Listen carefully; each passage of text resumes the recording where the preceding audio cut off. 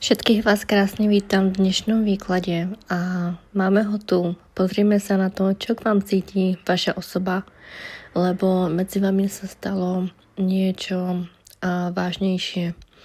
Je tu ale láska. On ťa stále miluje, aj keď to nepriznáva. Čo bude ďalej? Uvidíte sa ešte?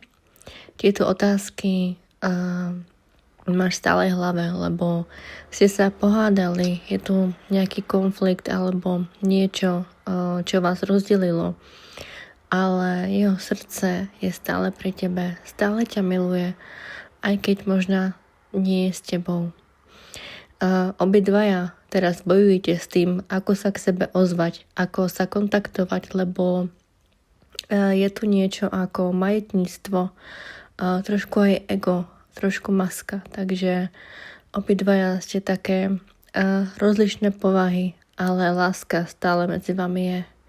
Je to niekto, kto v tvojom živote bude ďalej, lebo sa stále ľúbite. Medzi vami je nejaká situácia, ktorá sa vyrieši. Je tu aj nejaká faloš, možná od rodiny alebo tretej osoby. Možno mu niekto dáva nejaké rozumy alebo tebe a odhovára vlastne teba od neho.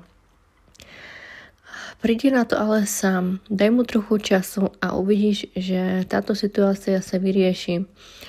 Buď bojovať o to, aby tých ľudí odstránil a uvidíš, že si ťa vybere